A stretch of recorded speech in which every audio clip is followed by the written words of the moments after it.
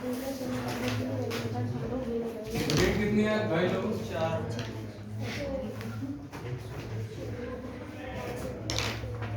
देखो 21।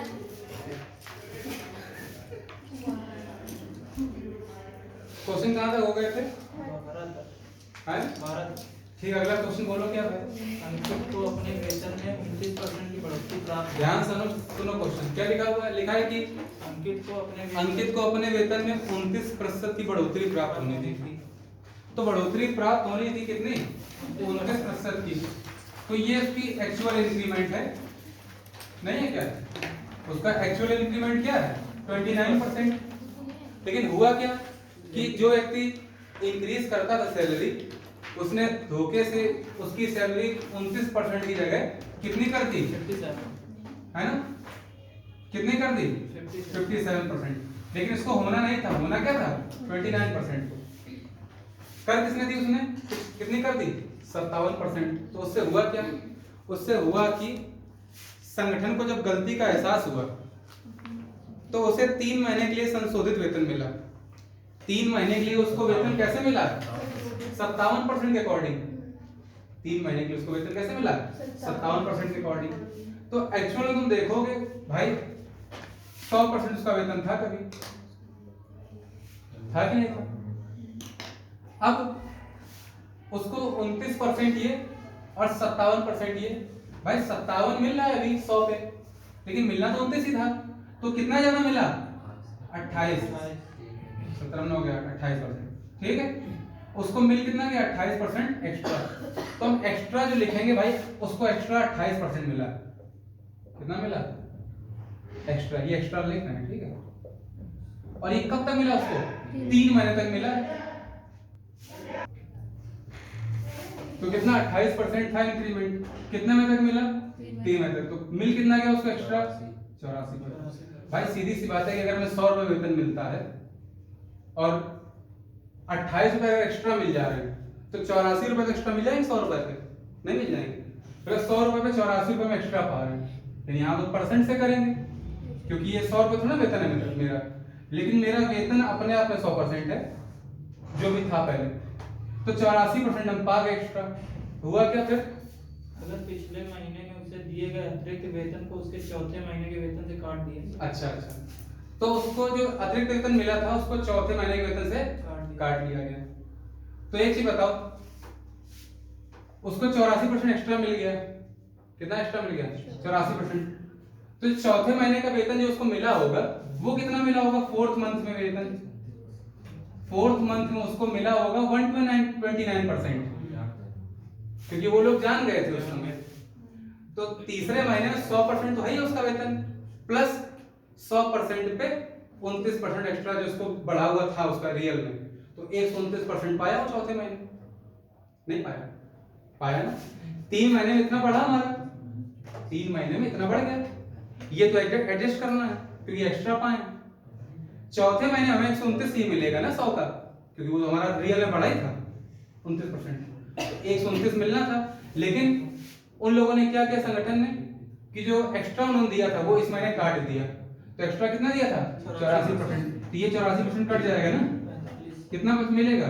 45%। मतलब उसको अपने कुल वेतन का कितना मिला? 45%। और क्वेश्चन में कितना मिला? 9,000, क्योंकि संगठन ने उसको चौथे महीने कितने रुपए दिए? 9,000। तो 45% दिखाता है 9,000 को, दिखा रहा है कि नहीं? तो 100% कितने को दिखाएगा? 100% के लिए क्या होगा? 9, पहले 45 दूनी 90 है ना? तो 1 बराबर कितना आ गया? 200। तो तुम्हें जो वेतन निकालना हो, अगर उसका अभी का वेतन निकालना हो, अभी का कि अभी कितना वेतन मिल रहा है, तो 129% मिल रहा है ना, तो 129% निकाल लो। कितना हो जाएगा? 129 दूनी 258। तो 25,800 रुपए उसकी अब सैलरी है। लेकिन ये पूछा जाए कि प्रारंभ में वृद्धि कितनी थी जब बढ़ा ही था वेतन, तो वृद्धि तब वेतन कितना था? 100% था। तो 100% निकालोगे जब तो कितना आ जाएगा? 20,000 रुपए। बोलो आए कि नहीं आएगा?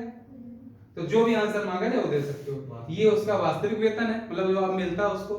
ये उसका पुराना वेतन है जो बढ़ने से पहले था, किसी भी प्रकार के इंक्रीमेंट से पहले।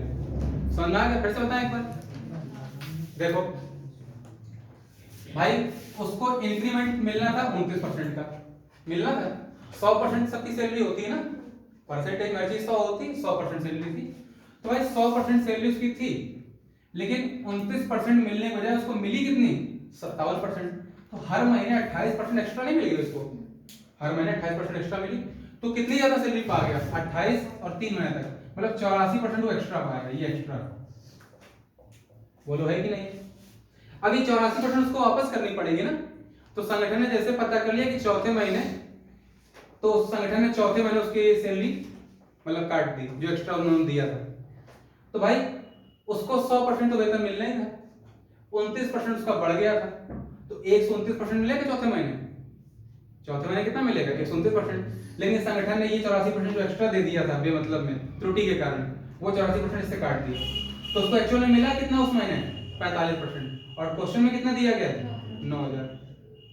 हमारे हिसाब से 45% बचा उसके पास प्रतिशत से, और क्वेश्चन में कितना बचा, 9000 रुपए। 1% दिखाता है कितने को, 200 को। अब वास्तविक वेतन है कितना उसका, 129% पे है इस समय जो मिल रहा है, अब तो यही मिलेगा 129%, तो कितना हो गया, 25,800 रुपए। बात समझ आ गई सभी को? तो 25,000 उसका, 800 उसका अब वेतन है। कोई पूछे कि बढ़ोतरी से पहले वेतन कितना था, तो 100% था वेतन अपने आप में, तो 200 बढ़ोतरी 100 मतलब 20,000 रुपए वेतन था। समझ आ गया सभी को? नोट कर लो।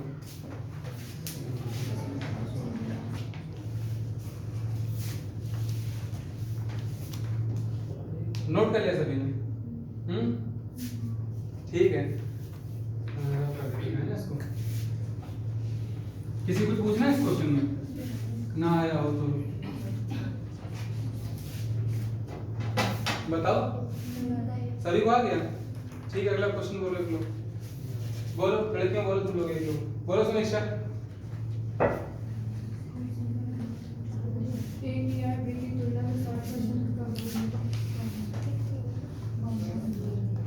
तो लिखा है कि ए की है बी की तुलना में 60% कम।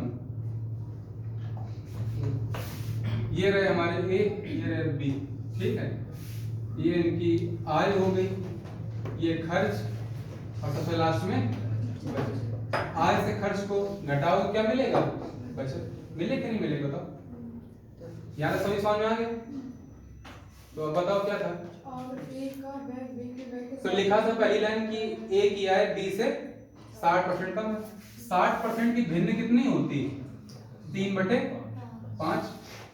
तो ए की कम है ना, मतलब अगर b की 5 है तो a की कम हुई है, सीधी सी बात है। तो अगर b की 5 है तो 5 का 60% 3। तो अगर b की 5 है तो b की 5 का 60% 3, तो 5 में 3 गए तो a की बची, तो a की कितनी है, 2। बोलो है कि नहीं है? तुम चाहो तो ऐसे कर सकते हो, चाहो तो 100 60 से कर लो, उससे फर्क नहीं पड़ता है ना। जैसे 60 कम है तो चाहो तुम कैसे कर सकते हो इसको, भाई ये 100 है और इसकी 60% कम कितनी है, 40। भाई काटो तो आया है, 20 40 20 2500। बोलो है कि नहीं है? फिर तुम उसमें 0 इंक्रीज करोगे, बात वही। तो जैसे तुम्हें उचित लगे वैसे कर सकते हो, ठीक है, उसमें कोई दिक्कत नहीं। तो ये हो गई 5 और ये हो गई 2। फिर और एक का व्यय बी के व्यय के बराबर, व्यय के 60% के बराबर है। तो देखो ए का जो एक्सपेंस है, ए का जो व्यय है वो बी के व्यय के, दोनों के व्यय की बात की जा रही है ना, कितने बराबर है, 60%।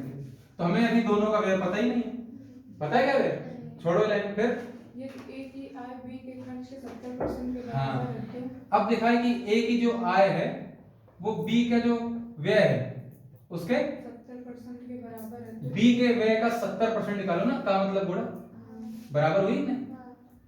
अब देखो यहाँ सॉल्व करो, तो 70% की भिन्न कितनी होती है, 7/10। बोलो होती है कि नहीं? तो अगर ए की आय से बी के व्यय का रेशियो हम देखेंगे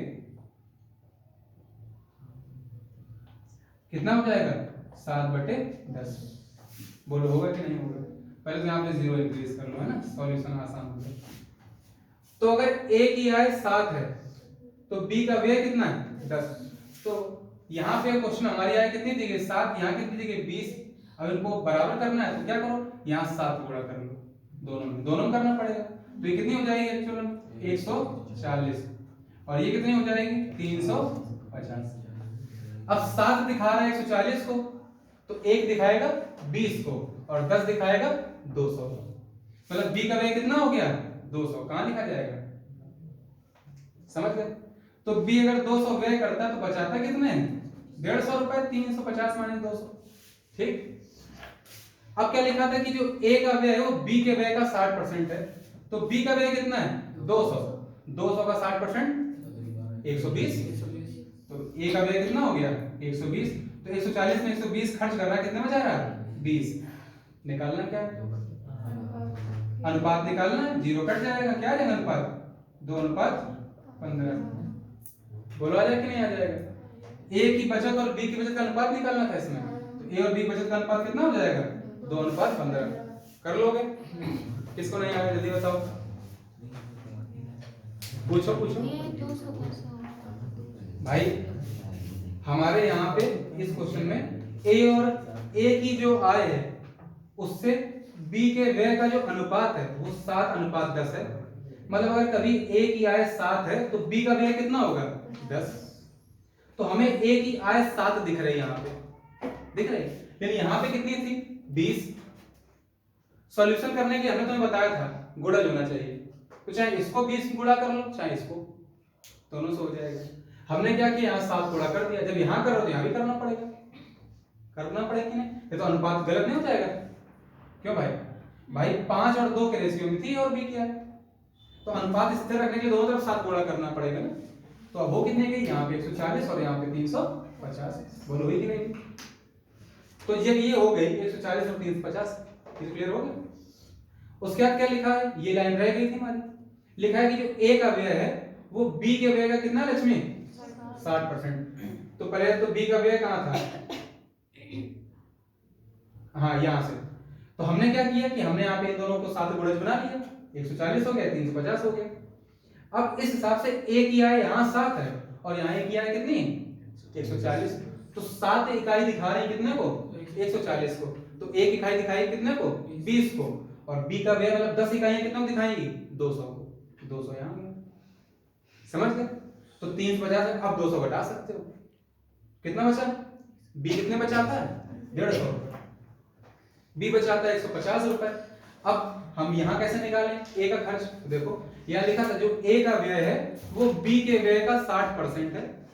तो बी का व्यय कितना है 200 और 200 का 60% कितना होता है 120। तो ए का व्यय कितना आ गया 120। अब घट जाएगा 140 120, कितना बचा यहाँ पे 20 रुपए बचाएगा ये, और ये कितने बचाएगा 150। अनुपात निकालना है तो एक 0 यहाँ से कट जाएगा, कट जाएगा कि नहीं कट जाएगा। तो ए और बी का कितना आ गया रेशियो बचत का 2:15। ये तुम्हारा हो गया आंसर, नोट करो।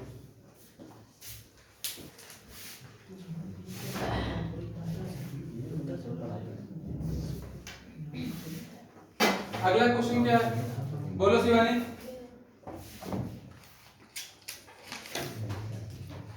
ए और बी क्रमशः अपनी आय का 60% और 75% खर्च करते हैं। ठीक है, ये इनका एक्सपेंडिचर दिया गया है, ये एक्सपेंडिचर हो गया। हमने यहाँ इनकम की बात कर दी और यहाँ पे हमारा क्या हो जाएगा सेविंग्स हो जाएंगे। बोलो होंगे कि नहीं, जानते हो कि इनकम से एक्सपेंस को अगर लेस करेंगे तो क्या बचेगा, ठीक है ना, ये माइनस किया जाता है, ठीक है, इक्वल्स टू क्या होगा सेविंग। तो आप बताओ क्या लिखा है। यदि ए की बचत बी की तुलना में 20% अधिक है। हाँ, ए की जो बचत है, ए की क्या है बचत, वो बी की तुलना मतलब बी की सेविंग की तुलना में कितनी है 20% अधिक है। तो अगर इनमें देखा जाए तो ए की क्या है 20% अधिक है, किससे बी से, और दोनों की सेविंग की बात की जा रही है। क्या हो गया, क्वेश्चन स्टार्टिंग से बोलना है ना, ए और बी क्रमशः अपनी आय का 60% और 75% खर्च। फिर से बोलो, तुम ये देखो तो ना हमने लिखा क्या है तो बताओ कम से कम, तुम लिखा कहाँ है वो भी, तो तुमने बोल दिया था ना। कोई और बोलो, लिख लो, हाँ बोलो, ऑन करो, कोई दूसरा बोलो। ए और बी क्रमशः अपनी आय का 60 ऑन कर दिया गया, जरा 1 मिनट के लिए पॉज करो। बोलो शिवानी फिर से। ए और बी क्रमशः अपनी आय का 60% और 75% हाँ, खर्च करते हैं। ए कितना बचाता है 60% और बी 75% बचाता है, खर्च कर रहे हैं। खर्च करते हैं। चलो ठीक है, ये इनका एक्सपेंस है। मतलब अगर ए अगर 100 रुपए कमाता है तो 60 खर्च कर देता है, और बी अगर 100 रुपए कमाता है तो 75% खर्च कर देता है। तो क्या हम इनके खर्च का अनुपात नहीं निकाल सकते हैं? कितना होगा? 15 चौको 15 पंचे 4:5 का खर्च है अनुपात में, मतलब जो खर्च है वो 4:5 दिया गया, नहीं दिया गया? फिर क्या लिखा?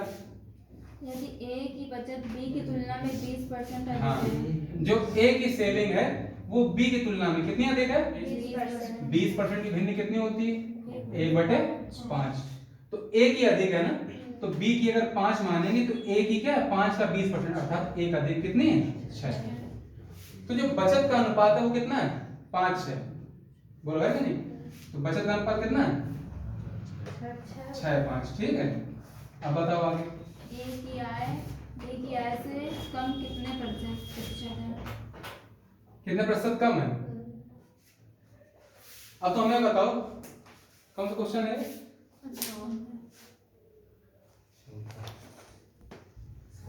तो देखो भाई, रिया की सेविंग की नहीं, अब देखो ध्यान से। तो हुआ क्या कि इसकी बचत कितनी? 5:6 का अनुपात है बी और ए की, मतलब ए बी की सेविंग है 6:5 के रेशियो में। अगर इसको हम 50 बना लें और उसको 60, तो कोई तकलीफ है तुम्हें? कोई तकलीफ नहीं। अब लिखा क्या है? लिखा क्या हुआ है? लिखा हुआ है कि बी सॉरी जो ए है वो 60% खर्च करता है, तो बचाता कितना है? 40%।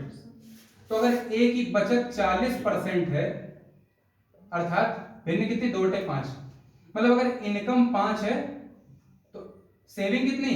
2। यहां सेविंग 2 है, यहां कितनी? 60। तो 2 बराबर 60 के, तो 1 बराबर 30 के, 5 बराबर 150 के। ये आया गई कि नहीं?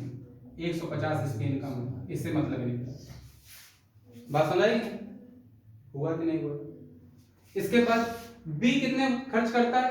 75%। तो बचाता है कितना है? 25%। बी ने सेविंग करी 25% की, भिन्न कितनी? 1/4। यहां पे मतलब 4 अगर आए हैं तो 4 का 25% अर्थात 1 क्या है? सेविंग है कि नहीं है भाई? बोलो है कि नहीं? तो 1 इकाई दिखा रही 50 को, तो 4 इकाइयां कितने दिखाएंगे भाई? यहाँ पे हमारी सेविंग 1 है और यहाँ कितनी आई है? 50। 1 बराबर 50 के 4 बराबर 200। बोलो कि नहीं? अब 150 की आय में 60 रुपए को बचा रहा, खर्च कितने कर रहा है? 90। इससे घटा दे, 90 खर्च कर रहा है। 200 की आय में भी 50 खर्च कर रहा, बचा कितना रहा है? 150। निकालना क्या था? क्या निकालना है? और बी की आय से कितने प्रतिशत कम है? अच्छा, ये निकालना है, तो इससे मतलब नहीं रह जाएगा भाई। ए की आय कितनी कम है? 20 है, 50 कम है। ए की आय कितनी कम? 20 है, 50 कम है, और कितने पे कम है? 200।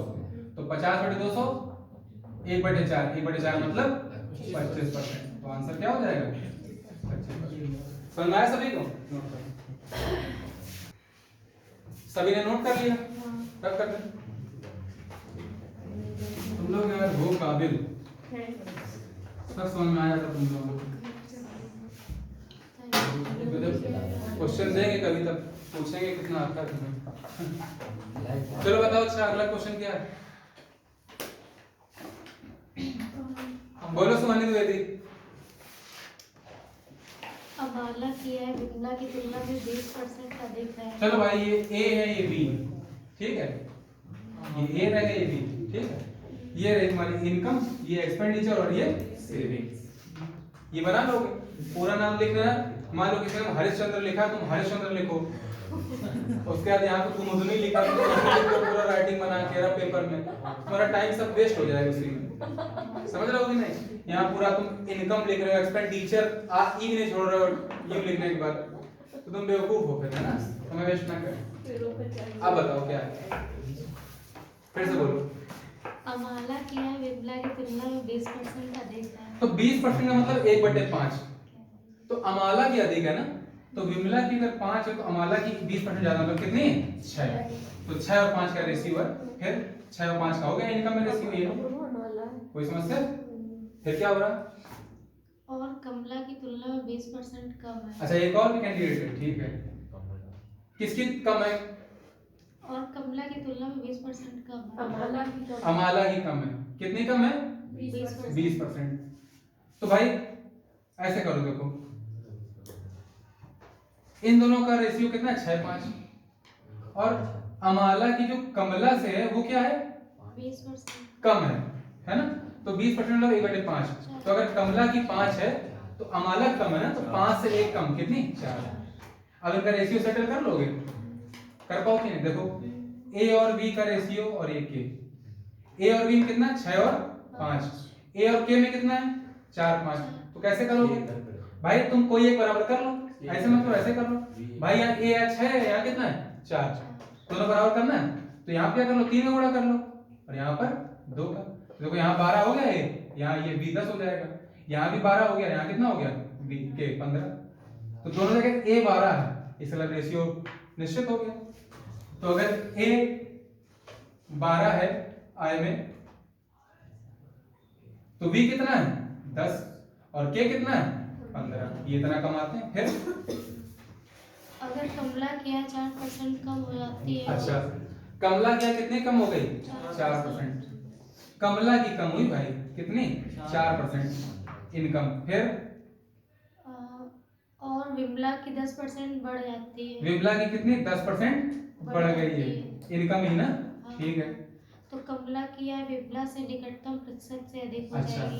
कमला और विमला के निकालना है, विमला के। ठीक है, देखो तो भाई इसको सही करने के लिए अनुपात है, हम इसमें 0 इंक्रीज कर लेते हैं, सॉल्यूशन इजी हो जाएगा। भाई कमला की आय 4% कम हो गई, ये दिया 4% कम हो गई, एक्सपेंडिचर की बात की नहीं गई, यहाँ पे कम हुई है। तो अगर 4% कम हो गई कमला की, तो 150 4% 6 घट गई, कितनी बची 144। विमला की 10% इंक्रीज हो गई, विमला 100 है 10% इंक्रीज हो गई, कितना 100 का 10%? 10, तो कितनी हो गई 110। फिर क्या पूछा जाता? तो कमला की आय विमला से निकटतम प्रतिशत से अधिक हो जाएगी। हाँ, तो कमला की विमला से अधिक हो रही है ना, तो विमला की 110, कमला कितनी ज्यादा है 34, कितने पे 110 पे, प्रतिशत में निकालना है इनटू 100%। कर लो भाई कि नहीं, कितना हो जाएगा 340/11, 11 33, लगभग 33% आ जाएगा।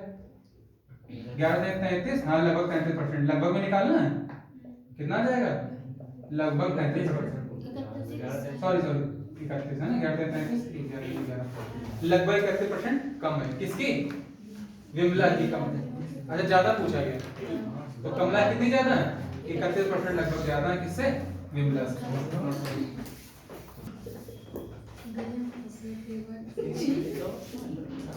नोट कर लिया सभी ने? कुछ पूछना हो तो बताओ, रख कर दें। बहुत अच्छी बात है। चलो भाई अगला क्वेश्चन बोले लड़के। चलो तनिष अगला क्वेश्चन बोलो। यदि आयकर में 19%। अच्छा अगला क्वेश्चन ये दिया है क्या, एक चीज समझ लो पहले। हम अगर आयकर की बात करें, ये मेरा इनकम टैक्स है, ठीक है ना? तो इनकम टैक्स कैसे निकालते हो?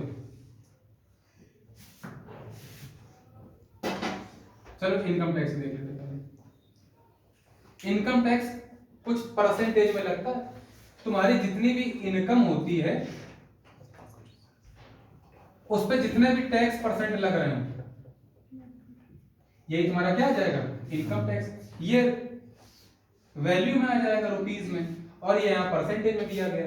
तो अगर तुम्हारी कोई आय कभी 100 रुपए हो, मान लो 100 रुपए कमाते हो तुम, और उस पर गवर्नमेंट कह रही 10% में टैक्स आई, तो क्या तुम 100 का 10% टैक्स नहीं दे रहे हो? दे रहे हो बिल्कुल। तो कितने रुपए टैक्स दे रहे हो? 100 का 10% 10, कुल मिलाकर तुमने 10 रुपए टैक्स दिया, दिया कि नहीं दिया? तो जब 100 रुपए तुम कमाते थे, 10% अर्थात 10 रुपए तुमने टैक्स दे दिया, तो तुम्हारी नेट इनकम कितनी हो गई? नेट इनकम कितनी हुई? शुद्ध आय कितनी हुई?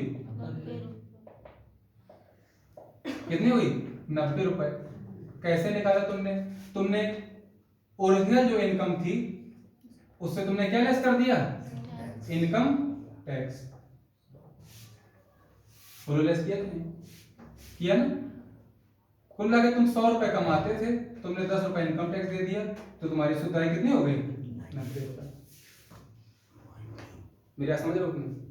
अब थोड़े के विचार करो कि इनकम टैक्स जो था वो 10% से 20% हो गया। कितना हो गया? 10% से 20%। और तुम्हारी आय स्थिर है 100 रुपए है, तो पहले 100 रुपए पे तुम 10 रुपए दे रहे थे, अब इसी 100 रुपए तुम कितने दोगे? इसी 100 रुपए कितने दोगे? 20 रुपए, क्योंकि अब 100 का 20% टैक्स दे रहे हो, 100 का 20% 20 रुपए दे रहे हो, नहीं दे रहे हो? तो तुम्हारा कितना बढ़ा इनकम टैक्स? 10 रुपए बढ़ा। क्या देखो अब तुम्हारी शुद्ध आय कितनी रह गई? 80 रुपए। तो जितने रुपए तुम्हारा इनकम टैक्स बढ़ता है, जितने रुपए, उतनी तुम्हारी नेट इनकम क्या हो जाती? कम हो जाती। तो घटी ना 10 रुपए। तो अगर 10 रुपए इनकम टैक्स ज्यादा दोगे तो तुम्हारी आय 10 रुपए घट जाएगी, सीधी सी बात है। नहीं किसी को यहाँ तक दिक्कत है? भूलोगे नहीं यहाँ तक? अब कोई दिक्कत नहीं। तो हमने क्या कहा कि पहले तो इनकम टैक्स कैसे निकालते हैं, क्योंकि सरकार तय करती है कि जैसे मान लो 5 लाख के ऊपर तुम्हें 5% टैक्स देना है, 5 लाख से 10 लाख तक, ऐसा मान लो एक स्लैब है। 5 लाख तक की आय आयकर मुक्त है फिलहाल, है ना? तो 5 लाख के ऊपर तुम्हें अगर 5% टैक्स देना है तो 5 लाख के ऊपर की आय पे दोगे ना। जैसे मान लो शिवानी 8 लाख रुपए कमाती है महीना, तो 8 लाख का 5% कितना हुआ? 40,000 हुआ जाके। तो ये 40,000 टैक्स देंगे क्या? नहीं, क्योंकि 5 लाख तक की आय कर मुक्त है, उस पर कोई टैक्स नहीं देना है। टैक्स देना जरूरी है भाई? नहीं जरूरी है क्या? टैक्स नहीं दोगे सरकार विकास कैसे करेगी? ठीक है ना? तो 5 लाख से ऊपर जो तुम्हारी 8 लाख तक की आय है, अर्थात जो 3 लाख रुपए है, तुम उस पे से 5% दोगे एक्चुअल में। समझ रहे हो कि नहीं? क्योंकि 5 लाख तक तुम्हारी आय कर मुक्त है। समझ रहे हो कि नहीं? तो 5 लाख से 8 लाख तक की आय में 3 लाख रुपए तुम्हें जोड़ा, तो 3 लाख का 5% अर्थात 15,000 रुपए तुम टैक्स दोगे। तो 8 लाख में तुमने टैक्स कितना दिया? 15,000 रुपए। तो कोई पूछे तुम्हारी आय पे कितना टैक्स लगा, तो 15,000 का टैक्स लगा। कितने पे? 8 लाख पे। परसेंटेज निकालना है इनटू 100%।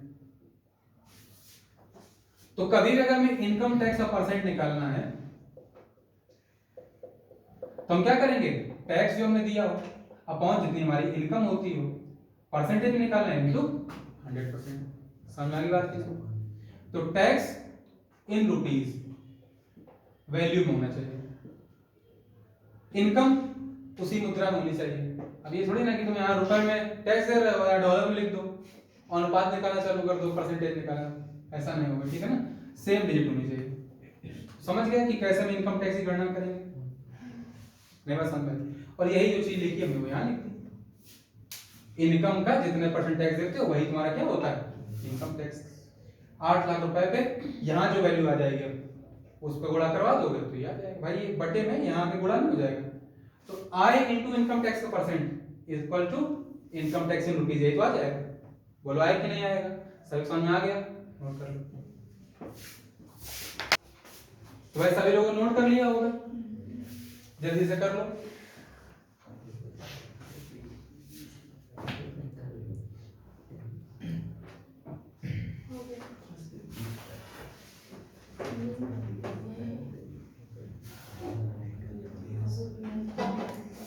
चलो भाई क्वेश्चन बोलो अगला। बोलो तनेश। यदि आयकर में हाँ 19% की वृद्धि हुई है तो देखो आयकर में 19% की वृद्धि हुई है, तो अगर मान लो तुम 100 रुपए आयकर दे रहे हो तो अब कितना दोगे? 119 रुपए दोगे। तो अगर 100 रुपए पहले दे रहे थे और 19% की वृद्धि हो गई आयकर में, है ना? तो अब 100 रुपए से 119 रुपए दोगे, मतलब 100 रुपए की आय में तुम 19 रुपए ज्यादा दोगे। फिर तो शुद्ध आय 1% कम हो गई है। हाँ शुद्ध। तो हमने क्या बताया था अभी? अब तुम अच्छे से बताओ हमें कि इनकम टैक्स 19% बढ़ा तो इतना ही तो बढ़ा। इनकम टैक्स 19% बढ़ा तो इतना ही तो बढ़ा, नहीं बढ़ा।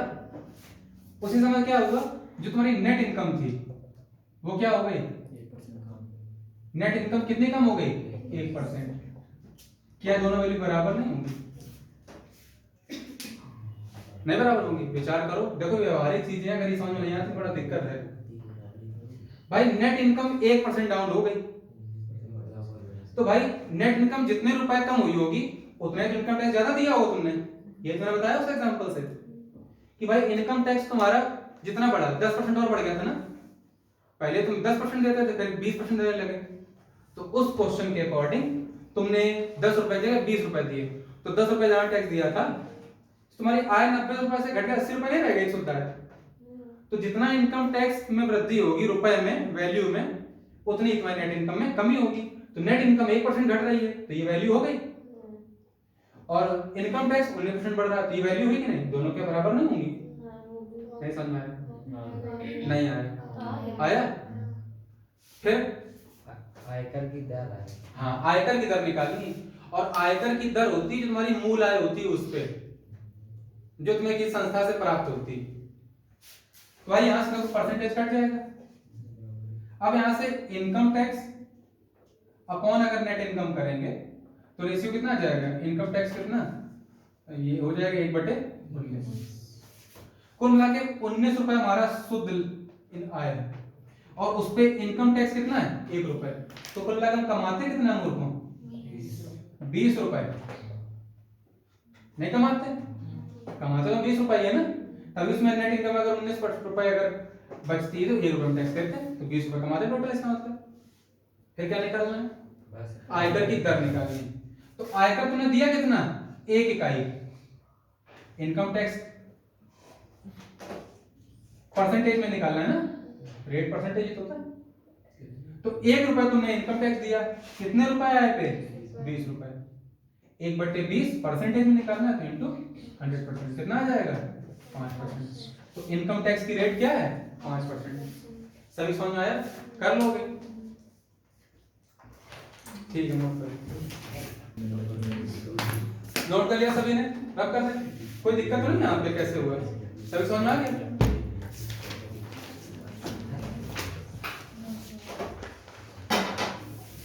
अगला क्वेश्चन बोलो भाई, बोलो ऐसे अगला क्वेश्चन। आयकर में 22% की वृद्धि हो जाने के कारण आयकर में कितनी वृद्धि हुई, इनकम टैक्स में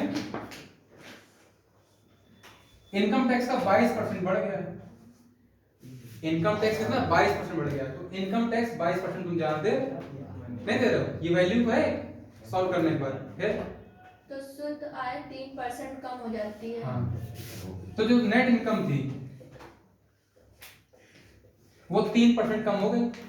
तो नेट इनकम कितनी कम हो गई 3%। तो नेट इनकम अगर 3% कम हुई है, ठीक है ना, तो नेट इनकम 3% कब कम हुई है, जब तुम्हारी इनकम टैक्स 22% बढ़ गया।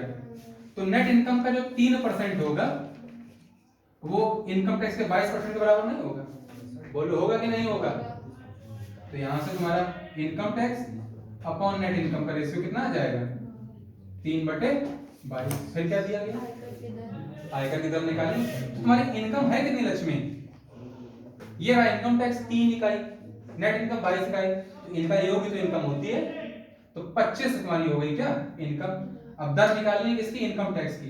तो इनकम टैक्स की रेट जब निकालोगे, इनकम टैक्स की रेट कैसे निकालेंगे, इनकम टैक्स कितना है 3 रुपए, इनकम कितनी 25 रुपए, परसेंटेज में इंटू 100%। तो 3/25 कितना होता है 7.5% होता है कि नहीं। हल करना तो हल कर लेना, तुम्हारा हो गया आंसर। तो आज यहीं तक रखते हैं, सब लोग अच्छे से प्रिपेयर करो इनको, अगली क्लास में मिलते हैं।